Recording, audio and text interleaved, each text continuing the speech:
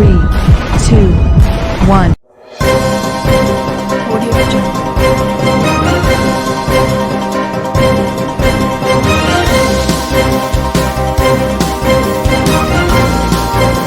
Audio Jungle. Audio Jungle.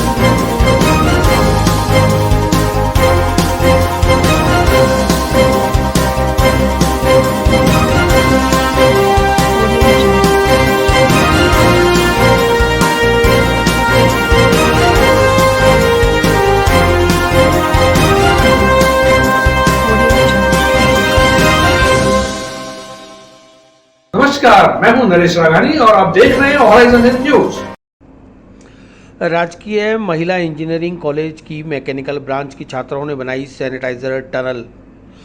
Department faculty और technicians की सहायता से 15,000 की लागत में इलेक्ट्रॉनिक डिजिटलाइज सैनिटाइजर टनल का हुआ निर्माण। राजकीय महिला अभियांत्रिकी महाविद्यालय अजमेर के मैकेनिकल फाइनल ईयर ब्रांच के विद्यार्थियों ने कोरोना काल में कॉलेज आने वाले प्रत्येक व्यक्ति के फुल बॉडी सैनिटाइजेशन के लिए सैनिटाइजर टनल का निर्माण किया है।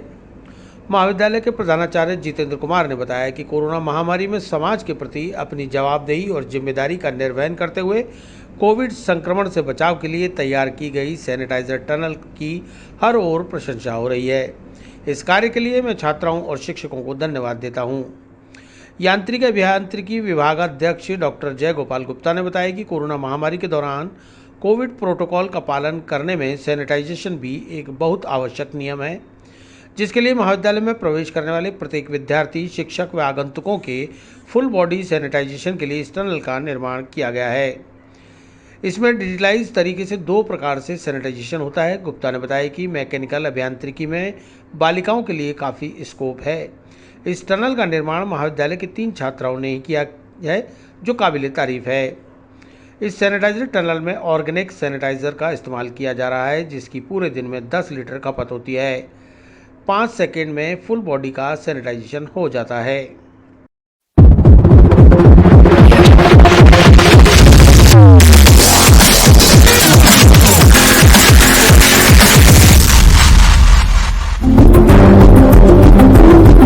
ये ऑटोमेटिक सैनिटाइजेशन टनल बनाई है।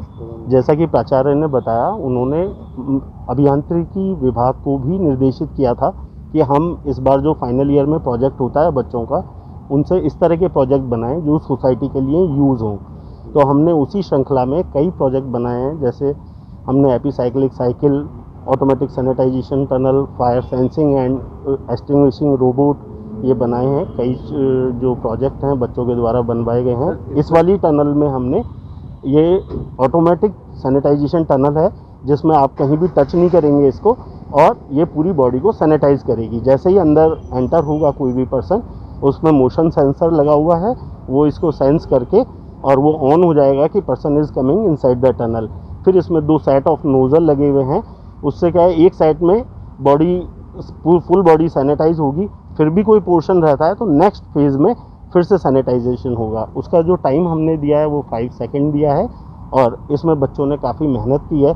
और इस प्रोजेक्ट से और आपके चैनल के माध्यम से मैं यही कहना चाहूँगा कि अभियांत्रिकी, मैकेनिकल अभियांत्रिकी में भी बालिकाओं के लिए बहुत ही स्कोप है। उनका आज भी कैंपस प्लेसमेंट ड्राइव चल रही है। बच्चे काम करें तो समाज के लिए बहुत उपयोगी चीज़ें बना सकते हैं, और देश और प्रदेश की बालिकाओं को भी आगे आना चाहिए यांत्रिकी, अभियांत्रिकी, मैकेनिकल इंजीनियरिंग में प्रवेश लेने के लिए। हाँ, इसमें जैसे IR सेंसर लगा हुआ है। इसमें हमने जो मिस्ट नोज़ल लगाई है, मिस्ट नोज़ल एक्चुअली वो काफ़ी एटोमाइज कर देती है सैनिटाइज़र को, तो उससे फुल बॉडी सैनिटाइजेशन होता है। जो हमने सैनिटाइज़र यूज़ किया है वो भी ऑर्गेनिक सैनिटाइज़र यूज़ किया है, तो उसका डिकम्पोजिशन काफ़ी लेट होता है, और वो 10 घंटे तक हमें अफेक्टिव सैनिटाइजेशन देता है। इसमें जो है मोशन सेंसर लगा हुआ है।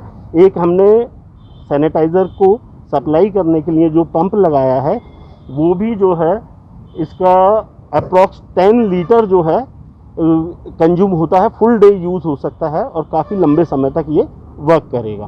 पंप वो यूज़ किया है। इसमें हमने इको फ्रेंडली मटेरियल काम में लिया है। जैसा कि मैंने बताया आपको, सैनिटाइज़र जो यूज़ किया है वो हमने ऑर्गेनिक सैनिटाइज़र यूज़ किया है।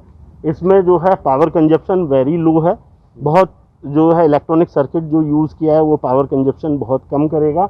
इसमें हम लोगों के पास ये भी अरेंजमेंट है कि हम टाइम कम और ज़्यादा इसकी फ्रिक्वेंसी के हिसाब से कर सकते हैं, जितने पर्सन इसमें आ जा रहे हैं उसके अकॉर्डिंग इसमें सुविधा रहेगी कि जो सैनिटाइज़र यूज़ हो रहा है वो हमारा कितने टाइम में कंज्यूम होगा वो हम डिसाइड कर सकते हैं। तो ये एक बहुत ही उपयोगी प्रोजेक्ट बनाया बच्चों ने। जो इसमें अभी बच्चों का जो कॉस्टिंग आई है वो अप्रॉक्स 14 से 15,000 आई है, बट क्योंकि अभी एक ही यूनिट है, अगर हम इसका लार्ज और मास प्रोडक्शन करते हैं तो उस केस में इसकी कॉस्ट कटिंग काफ़ी की जा सकती है। जैसे हम लोगों का फ्यूचर एस्पेक्ट भी इस प्रोजेक्ट को लेकर है, जैसे इसमें थर्मल बॉडी स्कैनर भी लगाया जा सकता है, तो वो बॉडी को पहले थर्मली स्कैन करेगा कि temperature of the body is above 98 और below 98। If it is above 98 the person will not be allowed to come inside the tunnel. तो ये फ्यूचर एस्पेक्ट भी हम लोगों का है इसमें कॉस्ट कटिंग का। कितने बच्चों ने बनाया सर? इसमें 3 बच्चे थे स्टूडेंट जो हैं, वर्षा राठौड़, नेहा परवीन और जो है प्रिया राठौड़।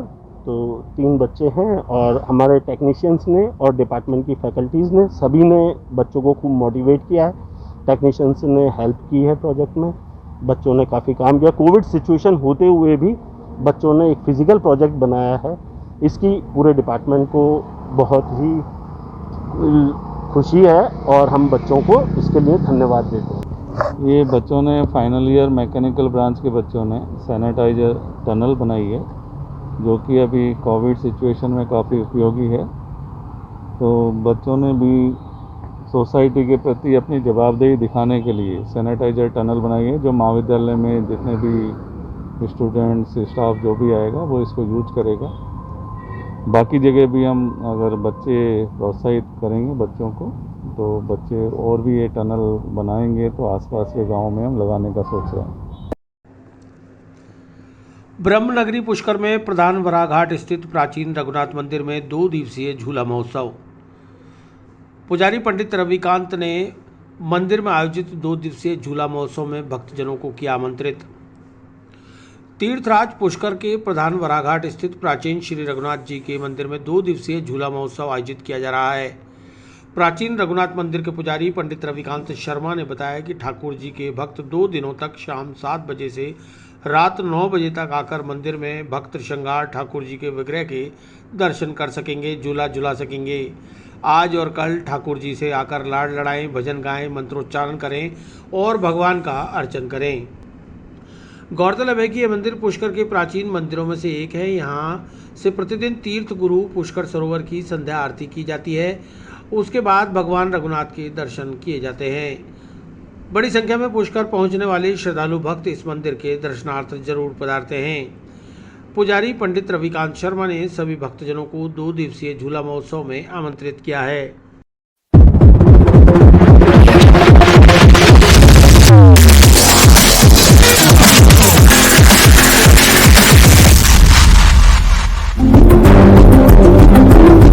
श्रीमनारायण आज पुष्कर के प्रधान वराघाट स्थित प्राचीन श्री रघुनाथ जी महाराज के मंदिर में 3 दिवसीय कार्यक्रम अर्थात कल जन्माष्टमी से प्रारंभ हुआ, आज और कल 2 दिवसीय झूला महोत्सव का कार्यक्रम रखा गया है, जिसमें आप भव्य श्रृंगार ठाकुर जी के आप साक्षात दर्शन कर रहे हैं। सायंकाल पुष्कराज महाराज की वराघाट से आरती करने के पश्चात ये झूलोत्सव के दर्शन आपको उपलब्ध हैं 7 से 9 बजे तक।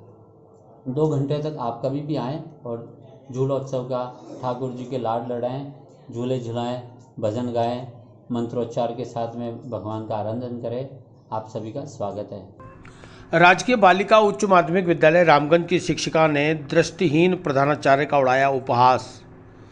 राजकीय स्कूल के समस्त स्टाफ पर लगाए कई तरह के लांछन, स्कूल में पहुंचकर मचाया हंगामा। 4 महीने बाद कक्षा 9वीं से 12वीं तक के विद्यार्थियों के लिए स्कूल खुलते ही एक हाई वोल्टेज ड्रामा राजकीय बालिका उच्च माध्यमिक विद्यालय रामगंज में देखने को मिला। 1 सितंबर को स्कूल खुलते ही लेवल 1 अध्यापिका सुमन राव ड्यूटी ज्वाइन करने पहुंची, जहां उन्होंने प्रिंसिपल द्वारा अवकाश के दस्तावेज मांग लेने मात्र से हंगामा शुरू कर दिया और विद्यालय के समस्त स्टाफ को भला बुरा सुनाते हुए कई तरह के गंभीर आरोप भी लगा दिए।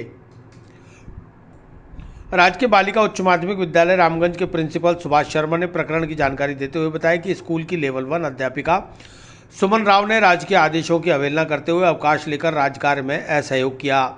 25 अगस्त को उनकी वैक्सीनेशन कैंप में ड्यूटी लगाई गई थी, लेकिन उन्होंने अपने आप को बीमार बताते हुए आने से इनकार कर दिया और आज 1 सितंबर को जब ड्यूटी ज्वाइन करने आई तो उनसे छुट्टी संबंधित दस्तावेज मांगे गए तो उन्होंने उल्टा हंगामा शुरू कर दिया।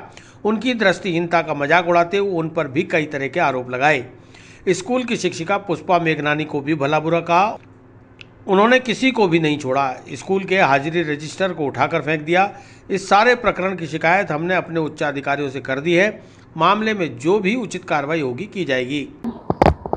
ऐसा सर, श्रीमती सुमंजी राव हमारे यहाँ अध्यापिका लेवल 1 हैं और इनकी ड्यूटी अभी 25 तारीख को हमारे UCRC हैं, राजकीय उच्च माध्यमिक विद्यालय प्रधानाचार्य श्रीमान चुश्ती जी साहब, उनके द्वारा लगाई गई थी। एक्चुअली में क्या सर, वैक्सीनेशन का काम चल रहा है तो वैक्सीनेशन के लिए ड्यूटी लगाई जाती है और सर हमारे से नाम भी मांगते हैं। नाम इसलिए मांगते हैं कि कोई कार्मिक छुट्टी पर तो नहीं है आपके, या कोई मतलब बाहर तो नहीं गया हुआ है, या किसी और काम में आपने नहीं लगा रखा है, इसलिए मांगा जाता है। तो नाम हम सुझाते भी हैं और हमारी कोशिश यही रहती है कि हम नाम रोटेशन में भिजवाएं और जो व्यक्ति विद्यालय संबंधी जो कार्य संचालित हो रहे हैं, जिनकी आवश्यकता उसमें अधिक है, उनको विद्यालय में रख लिया जाए और जिनके पास अपेक्षाकृत कम काम है उनको उस कार्य के लिए भेज दिया जाए, जिससे कि विद्यालय के काम भी बाधित ना हो और राजकीय कार्य जो हैं वो भी यथावत चलते रहें। आज मामला ये हुआ कि सर श्रीमती सुमंजी राव के द्वारा एक तो आदेश की अवहेलना करते हुए अवकाश ले लिया गया और अवकाश लेने के बाद भी जब ये मेरे पास आई सुबह कार्य ग्रहण करने के लिए तो मुझे कहा गया कि सर कार्य ग्रहण करना है और ये रजिस्टर पे हाथ रख रही। तो मैंने कहा मैडम आप प्लीज़ अभी साइन मत कीजिएगा, आप पहले अपने दस्तावेज दे दीजिए जो आपने अवकाश लिया है। तो इन्होंने कहा कौन सा अवकाश? मैंने कहा मैडम ये तो आप देख लीजिए आपने कौन सा अवकाश लिया है। तो कहा कि सर CL। मैंने कहा देखिए CL आपकी मैं स्वीकृत नहीं कर सकता हूँ, आपने लिख के भेजा कि आप बीमार हैं या आपकी जो प्रॉब्लम है तो आप मैडम मुझे मेडिकल दे दीजिए। तो मेडिकल के हम उसका मेडिकल अवकाश स्वीकृत करके आपका जो है परिवर्तित अवकाश स्वीकृत करके हम आपको ज्वाइन करा लेंगे, उसके दस्तावेज दे दीजिए। तो उन्होंने ना तो कोई दस्तावेज दिया और मेरे से अभद्र रूप से चिल्लाने लगी। उसके बाद वो जब चली गई तो इन्होंने कहा बताते भाई उपार्जित अवकाश। मैंने कहा चलो कोई बात नहीं, आप उपार्जित अवकाश दे दीजिए। उपार्जित अवकाश देने के लिए सर एक PL फॉर्म भरा जाता है, वो फॉर्म जो भर करके दिया इन्होंने भिजवाया, साथ में जो एप्लीकेशन भिजवाई उस एप्लीकेशन में कार्यग्रहण की प्रार्थना पत्र कहीं भी लिखा हुआ नहीं था और जो प्रार्थना पत्र लिखा था उसके अंदर मान्य की जगह मान्या और इसका मतलब जो है महोदय की जगह महोदया, इस प्रकार से लिखा हुआ था। तो मैंने हमारे बाबूजी के थ्रू बस कहलवाया था मैडम कि सर इसको थोड़ा चेंज करवा लीजिए, ये शब्द जो है उनको सही करवा दीजिए और इनकी PL स्वीकृत कर दीजिए। प्रमाण के लिए आप हमारे जो OA हैं नारायण जी बाबूजी, उनसे आप बात कर सकते हैं। तो उस बात को लेकर के इतनी उग्र हो गई, ये अपने साथ किसी को लेके भी आई थी या पीछे से बुलवाया था, तो उनको बैठ करके बहुत भला बुरा स्कूल के लिए कह रही थी, मेरे लिए कह रही थी। हमारे स्टाफ की एक शिक्षिका महोदया मेरे पास आई कि पता नहीं सर सुमंजी मैडम जो है परीक्षा कक्ष में बैठ के किसी को कुछ कह रही हैं और बहुत भद्दा भद्दा बोल रही हैं, वो किसको लेके आई है, कोई मैडम है क्या है? मैंने कहा मैडम मेरे पास जानकारी नहीं है। मैंने बाई जी को बुलवाया, मैंने कहा विद्यालय में कौन आए हुए हैं? तो कहा सर मुझे भी जानकारी। मैंने कहा मैडम देख के आइए और मुझे बताइए। जब बाई जी गए, मैंने कहा बुला के लेके आई, तो ना तो मेरे पास आए ना उन्होंने मेरे से कोई बात की। लेकिन जब वो यहाँ से जा रहे थे गाड़ी में तो हमारी प्रथम सहायक मैडम जो है श्रीमती पुष्पा जी मेघानी, उनको मैंने कहा मैडम को बुलवाइए कौन है। तो उनको जब बुलाने भेजा तो श्रीमती सुमंजी राव जो है वो बहुत उग्र हो गई, मैडम के साथ बदसलूकी करने लगी, तू तड़ाक से बात करने लगी। उसके बाद अंदर आई ऑफिस में। मैंने कहा मैडम आप प्लीज़ शालीनता रखिए, मर्यादित व्यवहार कीजिए, आप ऐसा उचित नहीं कर रहे हैं। तो उन्होंने मुझे भी कह दिया आपको दिखता करता तो है नहीं, यहाँ आके बैठ गया, आपको लोग सुनाते हैं आप सुन लेते हैं। तो सर ये कुल मिलाकर के मेरी दृष्टिहीनता का लगातार उपहास उड़ा रही हैं, मेरा मजाक बना रही हैं। इनको जो भी आदेश दिया जाता है ये उसकी अवमानना करती हैं, कभी स्कूल टाइम पे आना इनके रहता ही नहीं है। मैंने इनको बहुत बार बार समझाया, बैठाकर समझाया, वर्बली समझाया, लेकिन इनको बात नहीं बैठ रही थी। बाद में जब इनसे टाइम डलवाना शुरू किया गया तो उस पर भी ये इनके मन में आक्रोश था और उस बात को लेकर के इन्होंने आज बहुत ज़्यादा जो है ये हंगामा खड़ा किया है। अंदर रूम में आकर के रात के दस्तावेज जो है कार्मिक उपस्थित पंजे का उसको उठा के पटका, जिससे उसका भी पीछे का कवर जो है फट चुका है। हमारे साथियों ने तुरंत इनको फिर पकड़ा और उसके बाद ये रजिस्टर जो है अंदर रखवाया हमने। तो बस सर यही वाला प्रकरण है। तो हमने अब इसकी जानकारी हमारे उच्च अधिकारियों को भी हमने बनाई, उनको हम देने जा रहे हैं। हाँ सर ब्लाइंड होने पर हो रहे हैं, लेकिन सर ब्लाइंड तो देखिए सर ये तो प्रकृति की देन है और मैंने इसी अवस्था में अपनी स्टडी करी है, पढ़ाई की है और पढ़ाई करने के बाद पहले मैं 3rd ग्रेड में था, उसके बाद मैं स्कूल में लेक्चरर बना, फिर मैं RAF में गया। RAF की मैंने जॉब की थी वुमेन एम्पावरमेंट में और उसके बाद मैंने रिबर्ट लिया था और अभी एज ए प्रिंसिपल मैं 24 जून 2019 से कार्य कर रहा हूँ। इससे पहले मैं राजकीय उच्च माध्यमिक विद्यालय हीरापुरा में कार्यरत था और अभी 6 जनवरी से मैं यहाँ पर स्थानांतरित होकर आया हूँ। वहीं जब अध्यापिका सुमन राव से मामले की जानकारी चाहिए तो उन्होंने अपने 21 साल के इतिहास को गिनाते हुए कहा कि उन्हें 21 साल से ड्यूटी ज्वाइन करने के बाद से परेशान किया जा रहा है। उन्होंने पूरे सिस्टम पर कई तरह के आरोप लगाते हुए पूरे सिस्टम को ही कटघरे में खड़ा कर दिया और अपने आप को पाक साफ साबित करने की कोशिश की। आइए सुनते हैं उनकी कहानी उन्हीं की जुबानी।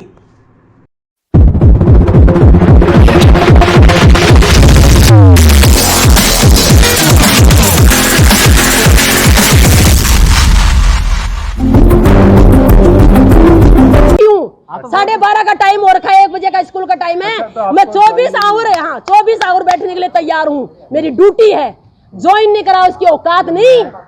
औकात तो इनकी छाया के जो नाक रगड़े तो नहीं करूंगा। आज मैं छुट्टी पर हूँ। आज बोल क्या करना है।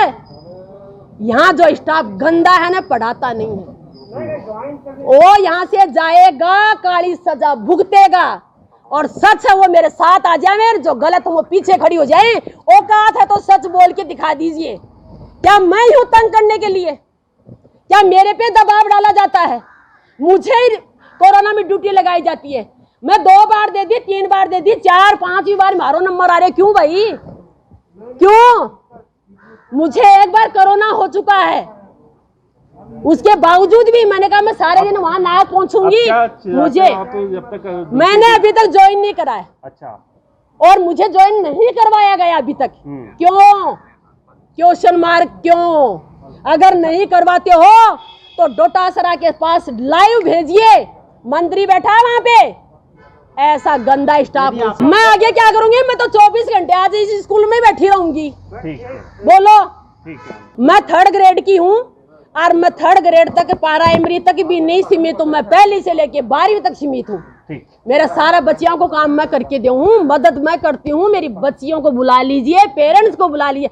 दूसरी बात, 7 एडमिशन कक्षा 2 के 1.5 महीने से फार्म पड़े हैं। अंदर कहाँ पड़े हैं, कौन सी गुफा में पड़े हैं, मन पत्तों को नहीं। मैं प्रिंसिपल ने कह दियो मारी कक्षा का टाबरा का एडमिशन कौन करे, क्यों नहीं करे?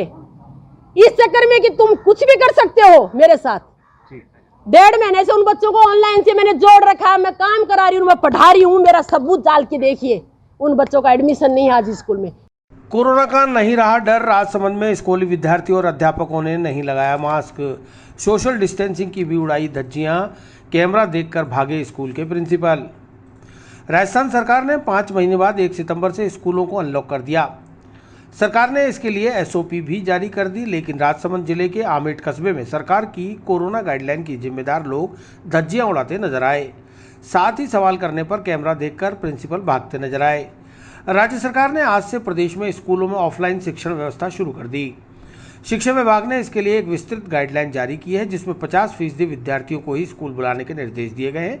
साथ ही सोशल डिस्टेंसिंग, मास्क और सैनिटाइजर की व्यवस्था करने के आदेश दिए गए। लेकिन राजसमंद जिले के आमेट कस्बे के राजकीय तखतमल कछारा राजकीय उच्च प्राथमिक विद्यालय में पहले ही दिन सरकार की गाइडलाइन की धज्जियां उड़ती नजर आई। स्कूल में ना तो सैनिटाइजर की कोई व्यवस्था थी, ना ही कक्षाओं में अधिकांश विद्यार्थी मास्क पहने मिले। वहीं सोशल डिस्टेंसिंग भी विद्यार्थियों के बीच हवा होती नजर आई। क्लासरूम में विद्यार्थी झुंड बनाकर बैठे नजर आए, जिन्हें रोकने और टोकने वाला कोई नजर नहीं आया।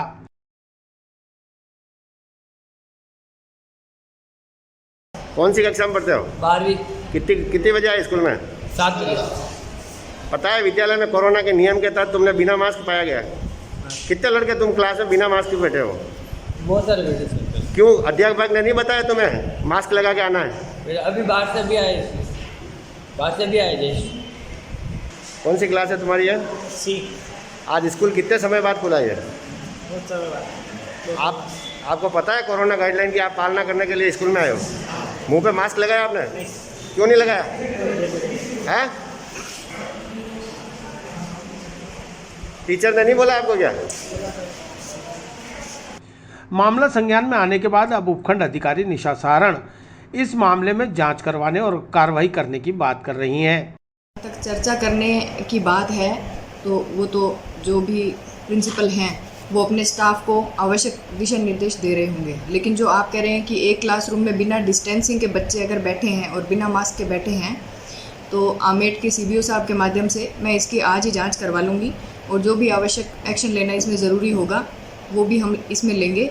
और आमेट सब डिवीज़न के सभी विद्यालयों में हम रैंडम चेकिंग करवा लेंगे कि कोविड गाइडलाइन की पालना किस रूप में हो रही है या नहीं हो रही है, और जो भी कोई लापरवाह प्रिंसिपल्स या स्टाफ हैं तो उनके विरुद्ध आवश्यक कार्रवाई की जाएगी। स्कूल खुलने के पहले ही दिन आमेट में सरकारी गाइडलाइन की अवहेलना ने एक बार फिर से कई सवाल खड़े कर दिए हैं। आपको बता दें कि आमेट कस्बा कोरोना की दूसरी लहर में राजसमंद जिले में सबसे प्रभावित क्षेत्रों में रहा था। ऐसे में कोरोना की तीसरी लहर की आशंका के बीच ये तस्वीरें जरूर डराने वाली हैं। संवाददाता bureau chief W Goswami, Rajasthan. Jaipur के नरेला में 4 वर्षीय मासूम बालिका के साथ दुष्कर्म व हत्या के आरोपी को फांसी दिलाने की मांग। देशवाली विकास बोर्ड एवं शोध संस्थान के बैनर तले विभिन्न समाजों ने मुख्यमंत्री के नाम कलेक्टर को सौंपा ज्ञापन। देशवाली विकास बोर्ड एवं शोध संस्थान ऑल राजस्थान अजमेर के बैनर तले ग्राम पंचायत कुचील के सरपंच शाहिद खान और देशवाली बोर्ड एवं शोध संस्थान के उपाध्यक्ष बदरुद्दीन खान के नेतृत्व में विभिन्न समाजों के लोगों ने जिला कलेक्टर को मुख्यमंत्री के नाम ज्ञापन देकर जयपुर स्थित नरेना गांव में 4 वर्षीय मासूम बालिका से बलात्कार कर उसकी हत्या करने वाले आरोपी सुरेश बलाई को यथाशीघ्र फांसी की सजा दिए जाने की मांग की है। इसके साथ ही मुख्यमंत्री से मांग की गई है कि ऐसी घटनाओं की भविष्य में फिर से पुनरावृत्ति ना हो, इसे लेकर सख्त से सख्त कदम उठाए जाएं और अपराधियों पर अंकुश लगाया जाए। इसके अलावा पीड़ित परिवार के एक सदस्य को सरकारी नौकरी और उचित मुआवजा देकर राहत प्रदान की जाए।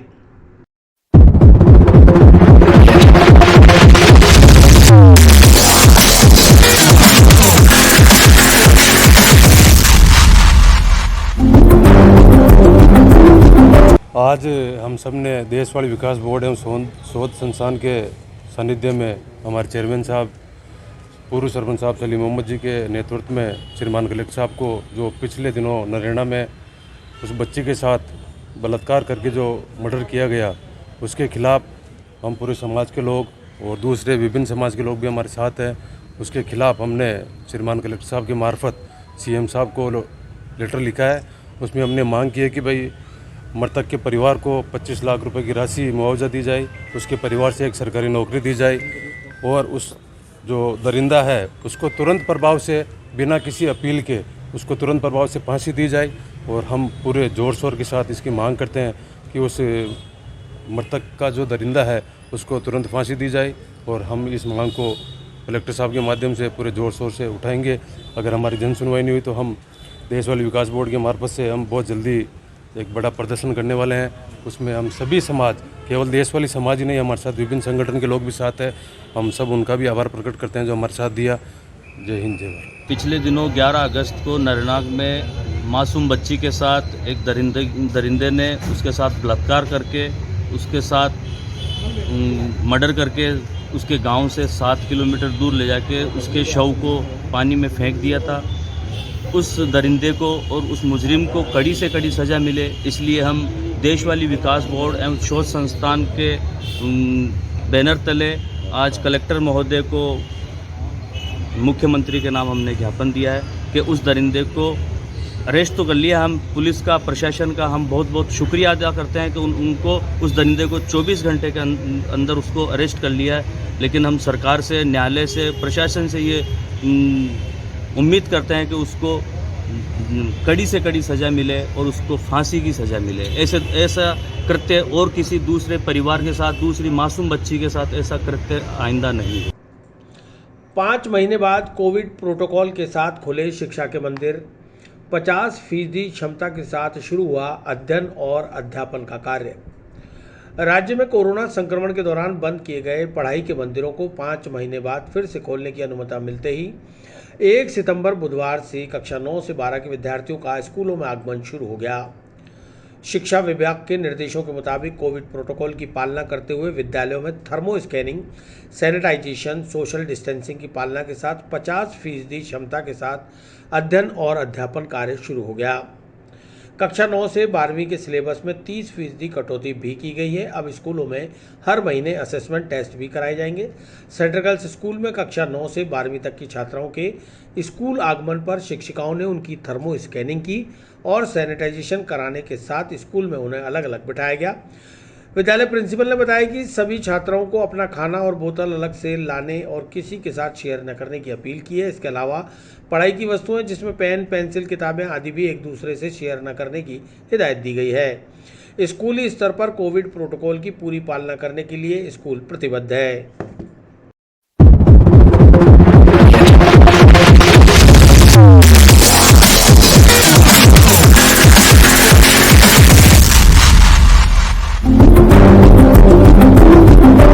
सरकार की जो गाइडलाइन है उसके तहत ही विद्यालय में आज बच्चों का प्रवेश प्रारंभ किया गया है। कक्षा 9 से लेकर के 12वीं तक के बच्चे बुलाए गए हैं। 50% बच्चों को आज यहाँ बुलाया गया है और सभी बच्चों को व्हाट्सएप के द्वारा सूचित कर दिया गया था कि प्रत्येक बच्चा अपना टिफ़िन, अपनी बॉटल, अपना मास्क पहन करके आएगा। डिस्टेंस के साथ प्रवेश इनको कराया गया है। डिस्टेंस के साथ ही कक्षा में बिठाया गया है। प्रवेश द्वार पर इन्हें सैनिटाइज किया गया है और थर्मल स्कैन से सबका ताप मापा गया है। बच्चों को कक्षा में भोजन अपनी ही जगह पर बैठ करके करने के लिए निर्देशित किया गया है और वे अपनी बोतल का पानी पिएंगे। एक दूसरे से अपनी किताबें, पेन आदि वो एक दूसरे से वो नहीं करेंगे, लेन देन नहीं करेंगे। एसीबी द्वारा पकड़े गए घूसखोर बीएड कॉलेज के डायरेक्टर को अदालत ने भेजा जेल। एसीबी ने मंगलवार सुबह की थी ट्रैप कार्रवाई। 10,000 की रिश्वत लेते बीएड कॉलेज का डायरेक्टर हुआ था गिरफ्तार। भ्रष्टाचार निरोधक ब्यूरो की अजमेर चौकी ने नागौर जिले के डीडवाना में मंगलवार सुबह ट्रैप कार्रवाई को अंजाम देते हुए नागौर डीडवाना के एसके ग्रीनवुड शिक्षण संस्थान व शिक्षक प्रशिक्षण महाविद्यालय के डायरेक्टर सरवर खान उर्फ सुल्तान खान को 10,000 रुपये की रिश्वत लेते हुए रंगे हाथों गिरफ्तार किया था। परिवादी सही राम से आरोपी सरवर खान ने बीएड प्रथम वर्ष व द्वितीय वर्ष की हाजिरी पूरी दिखाने और परीक्षा का आवेदन पत्र यूनिवर्सिटी में जमा कराने की एवज में 20,000 रुपये की रिश्वत मांगी थी। छात्र सही राम की शिकायत पर एसीबी ने 27 अगस्त को 10,000 की रिश्वत देकर रिश्वत की राशि की मांग का सत्यापन कराया और मंगलवार को उसे रिश्वत राशि सहित गिरफ्तार कर लिया। अतिरिक्त पुलिस अधीक्षक एसीबी सतनाम सिंह ने मामले की जानकारी देते हुए बताया कि एसीबी की अदालत में आरोपी को पेश किया गया, जहां से उसे 14 सितंबर तक न्यायिक अभिरक्षा में भेजने के आदेश दिए गए।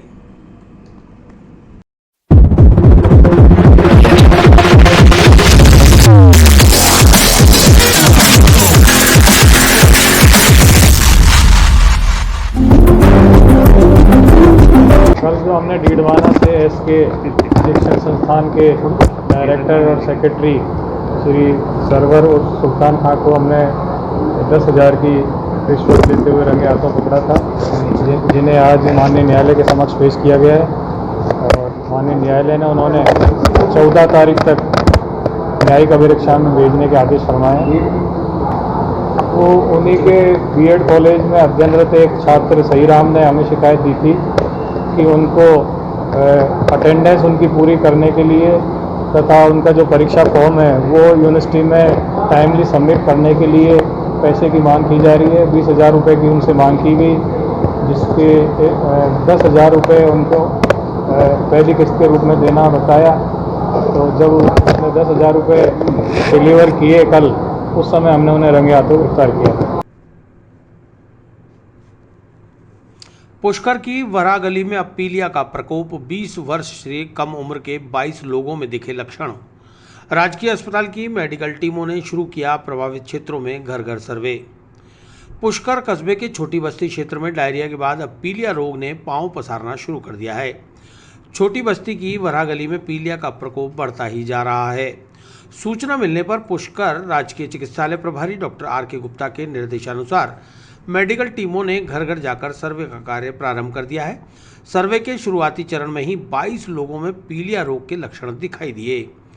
वहीं कई रोगी इलाज के लिए सीधा अजमेर के निजी अस्पतालों का रुख कर रहे हैं, तो कई लोग देशी और परंपरागत इलाज ले रहे हैं, जिससे सही तस्वीर सामने नहीं आ पा रही। खास बात यह है कि अधिकांश मरीजों की उम्र 20 साल से कम है। स्वास्थ्य के जानकारों के अनुसार पीलिया फैलने का मुख्य कारण दूषित पेयजल होता है, लेकिन सच जांच के बाद ही सामने आ पाएगा। Doctor R K. गुप्ता ने बताया कि 3 मेडिकल टीमों ने घर घर जाकर सर्वे किया है। मरीजों के खून के सैंपल लेकर जांच के लिए अजमेर जेएलएन लेबोरेटरी भेजे जाएंगे। बीमारी फैलने की असली वजह जांच रिपोर्ट आने के बाद ही सामने आ पाएगी। वहीं क्षेत्रवासियों के अनुसार इस क्षेत्र में लंबे समय से दूषित पेयजल सप्लाई होने के कारण बीमारियां फैल रही हैं, लेकिन जलदाय विभाग कोई ठोस कदम नहीं उठा रहा। हाल ही में इसी क्षेत्र में 140 से अधिक लोग दूषित जल की वजह से डायरिया रोग का शिकार हुए थे और अब पीलिया रोग ने दस्तक दे दी है। खबर लिखे जाने तक जलदाय विभाग की ओर से कोई कदम नहीं उठाया गया। क्षेत्र के लोग दूषित जल से इस कदर भयभीत हैं कि ट्यूबवेल से या पानी खरीद कर पीने को मजबूर हैं।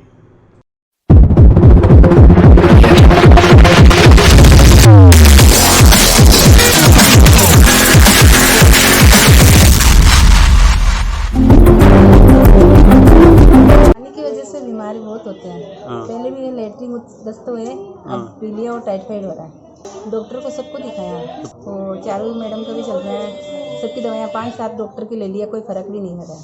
आए दिन के 20 दिन से हो रहा है ऐसे कैसे, उसको 20 दिन से टाइफाइड और बुखार हो रहा है। बुखार एक दिन भी खत्म नहीं हुआ और सोनी सर का भी चल रहा है। घर में वैसे उल्टी दस्त सबको हो गई और लेकिन टाइफाइड और पीलिया वर्षा मंत्री को ही है। छोटी बस्ती पुष्कर का निवासी हूँ और वरा गली के अंदर पिछले 10 और 15 दिन के बीच के अंदर पानी की इतनी घोर लापरवाही, विभाग की लापरवाही है, जिससे कि सब पानी दूषित आ रहा है और करीब इन 15 दिनों के अंदर कई बच्चों को और कई परिवारों को डायरिया हो चुका है और अभी 5-7 दिनों के अंदर करीब 15 से लगा के 20 साल तक के बच्चों को पीलिया की शिकायत हो चुकी है, जिसमें मेरा बच्चा भी पीलिया की चपेट में आ चुका है। अतः दूषित वातावरण, दूषित पानी के लिए हमने कई बार इनको इन्फॉर्मेशन की, परंतु ने किसी प्रकार का ध्यान नहीं दिया और जलदाय विभाग की और प्रशासन की घोर लापरवाही। प्रधान वारा घाट के पास जो छोटी बस्ती में इमली मोहल्ला करके है, उसके अंदर विगत कई दिनों से पानी गंदा आ रहा है, जबकि पूर्व में सबको संबंधित विभागों को कह दिया था कि भाई इस तरह से पानी आ रहा है, इस तरह से। और आज भी अभी थोड़ी देर पहले मैं मेरे दोनों बच्चियों को पीलिया हो रखा है, चेकअप करा के रिपोर्टें लेने जा रहा हूँ अभी। प्लस उसके अलावा वाटर बक्स में जैन से बात हुई तो उन्होंने जैन साहब ने कहा कि मैं अभी मोहल्ले में आके सैंपल भरवाता हूँ। पूर्व में भी 4-4 सैंपल उन्होंने भरवाए थे, उसका भी कोई डिसीजन जिस कारण नहीं हुआ है कि क्या कारण है, क्यों ये गंदा पानी आ रहा है। विगत 15-20 दिन से ये समस्या है मोहल्ले में आम हो रखी है और प्राय सभी घरों में सबको पीलिया की शिकायत हो चुकी है और ये महामारी फैले उससे पहले मैं सभी से निवेदन करूंगा, चिकित्सालय विभाग से, वाटर बक्स से, सभी से, कि उचित कार्रवाई करके इसको निदान करें।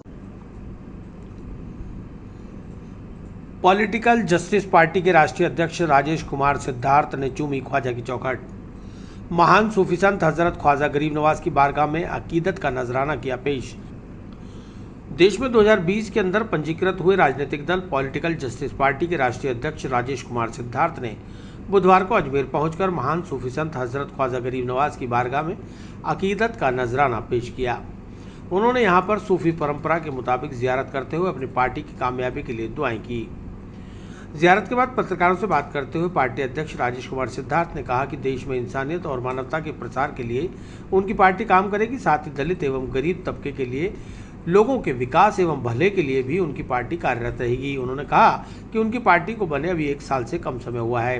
पार्टी की रीति नीति लोगों तक पहुंचे और ज़्यादा से ज़्यादा लोगों का पार्टी से जुड़ाव हो, इसके लिए वे लोगों से मुलाकात करने निकले हैं। इस मौके पर खादिम सैयद अहमद चिश्ती, सैयद इरफान हुसैन, मोहम्मद अजहर, हाजी मोहम्मद अकील गौरी सहित अनेक लोग मौजूद रहे।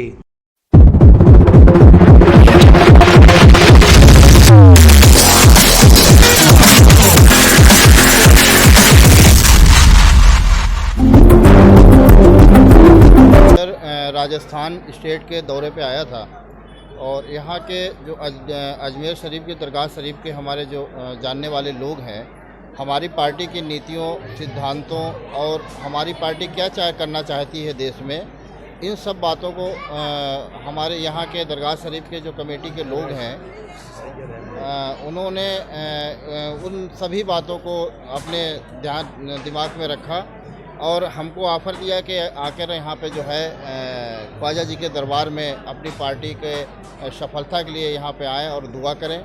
मैं इसलिए यहाँ पे दरगाह शरीफ में आया हूँ।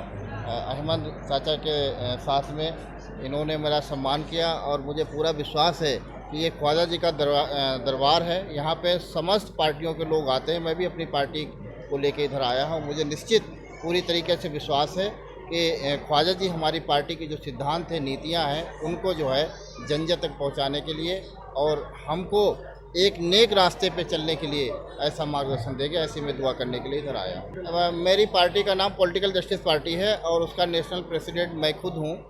मेरा नाम राजेश कुमार सिद्धार्थ है, मैं इस पार्टी का नेशनल प्रेसिडेंट। देखिए 2020 में हमारी पार्टी का रजिस्ट्रेशन हुआ सितंबर 2020 में। चीफ इलेक्शन ऑफ इंडिया से मुझे सर्टिफिकेट मिला 17 सितंबर 2020 को।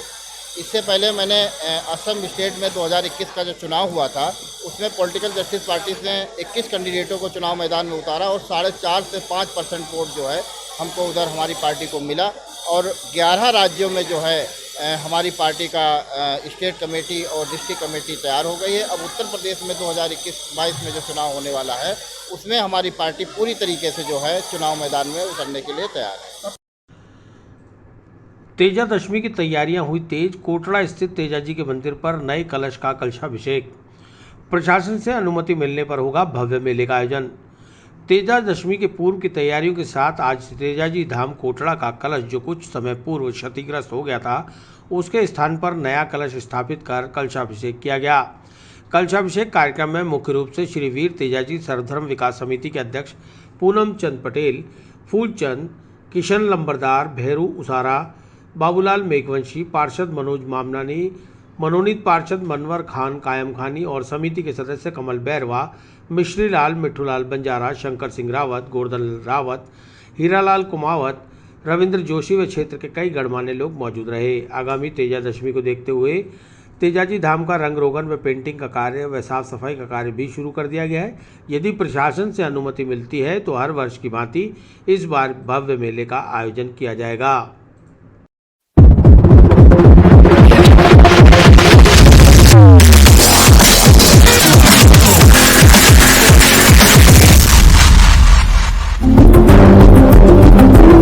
श्री वीर तेजाजी धाम कोटड़ा पर जो कलश क्षतिग्रस्त हो गए थे उसे आज पुनः वापस स्थापित किए गए, जिसमें सभी ग्रामवासी एवं भक्तगण इकट्ठे हुए, जिसमें मनोनीत पार्षद मनवर खान, अभी जो पार्षद है मौजूदा पार्षद मनोज मामनानी, बाकी ग्रामवासी जैसे फूलचंद जी पटेल, दूधा जी पटेल, गोवर्धन जी लमड़दार, किशन जी लमड़दार, बाबूलाल जी धोधावत, भैरू जी उसारा और गणमान्य जो गांव के शरीफ भी इकट्ठे हुए और कलश स्थापित किया गया।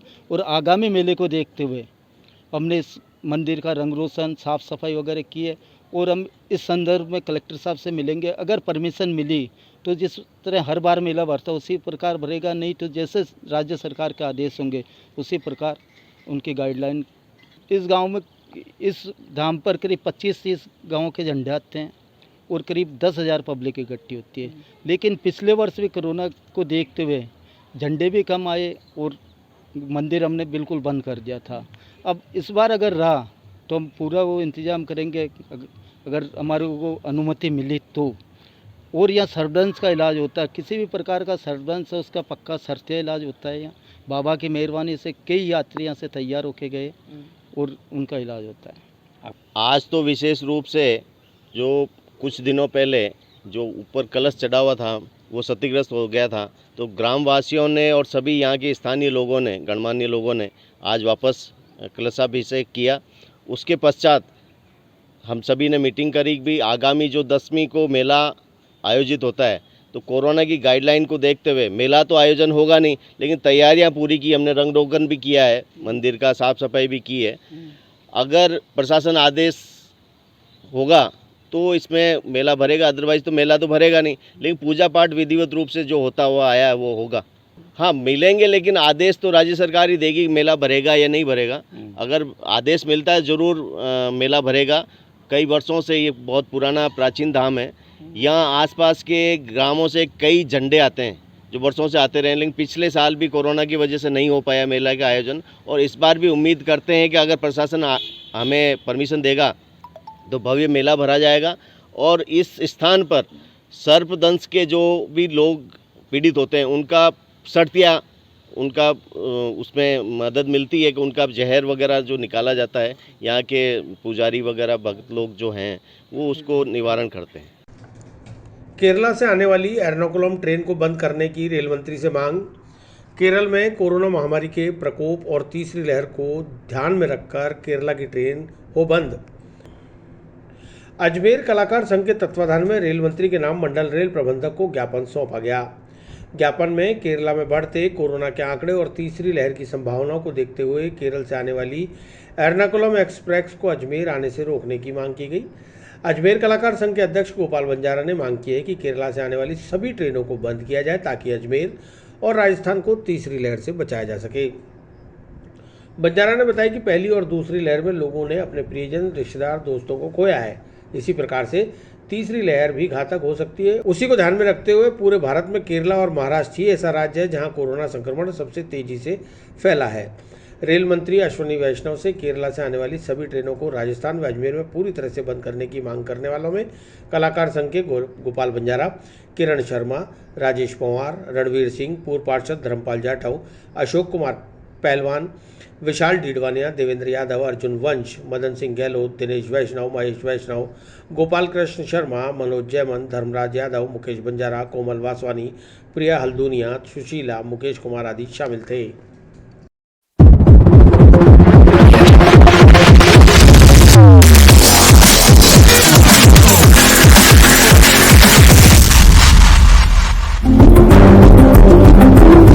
देखिए, जिस प्रकार से कोरोना वैश्विक महामारी पूरे विश्व में फैली है, साथ में भारत में केरला में सबसे ज़्यादा फैल रही है। पहली लहर और दूसरी लहर में जिस प्रकार से लोगों ने अपने रिश्तेदार, मित्रों को, गणों को खोया है, तो निश्चित रूप से तीसरी लहर आ रही है। ये चेतावनी सरकार लगातार दे रही है और तीसरी लहर सबसे ज़्यादा केरला में है। केरला ही एक भारत का ऐसा राज्य है जिसमें सबसे ज़्यादा अभी नया जो वर्जन आया है, विजन आया, उसमें सबसे ज़्यादा केरला के पेशेंट है। और मैं कह रहा हूं कि तीसरी लहर में बचना है तो केरला की ट्रेन को बंद करना पड़ेगा। निश्चित रूप से राजस्थान में, अजमेर में अगर केरला की ट्रेन आती है तो निश्चित रूप से कहीं ना कहीं वैश्विक महामारी फैलने का डर है, भय है। तो मैंने रेल मंत्री श्री अश्विनी कुमार जी वैष्णव जी से मांग की है कि यह जो केरला से ट्रेनें आ रही है उनको पूरी तरह से बंद किया जाए। इसको लेकर डीआरएम साहब को हमने एक लेटर भेजा है ताकि ये रेल मंत्री तक पहुँचाया जाए, ताकि जो केरला से गाड़ी जो भी आने वाली है उन सबको बंद किया जाए। क्षेत्रपाल हॉस्पिटल एंड रिसर्च सेंटर के खिलाफ कृष्णगंज थाने में दर्ज हुआ फौजदारी मुकदमा।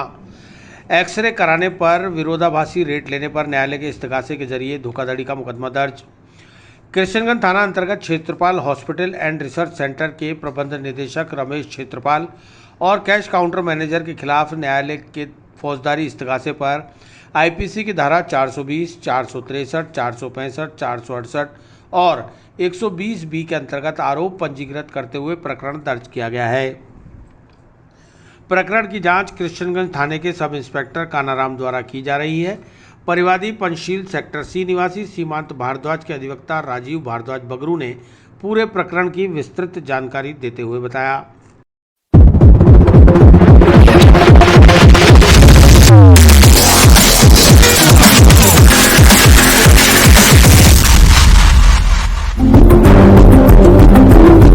दिनांक 20/7/2019 को परिवादी सुबह खेलने जा रहा था, तो खेलते वक्त परिवादी के अंगूठे में कोई चोट हो गई, अंगूठा मुड़ गया। मुड़ने के कारण डॉक्टर हेमेश्वर को दिखाया पास ही में, तो डॉक्टर हेमेश्वर द्वारा ये कहा गया कि आप क्षेत्रपाल हॉस्पिटल जाके एक्सरे करा दीजिए।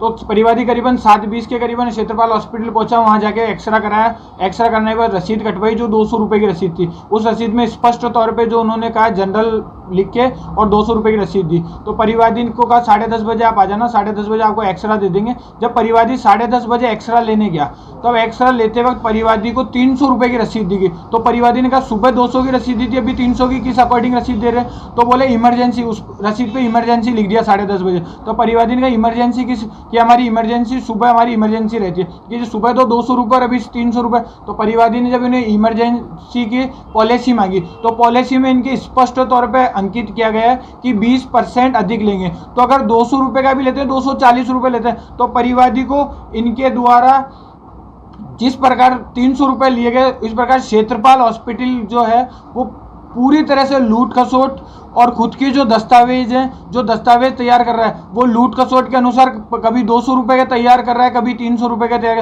तो परिवादी ने अवेयरनेस से परिवादी ने उनके मैनेजर से बात करी, तो मैनेजर ने कहा हमारे तो ऐसे ही होता है हॉस्पिटल में, तुम्हारी इच्छा हो जो कर लेना, हमारा कोई कुछ ही नहीं कर सकता।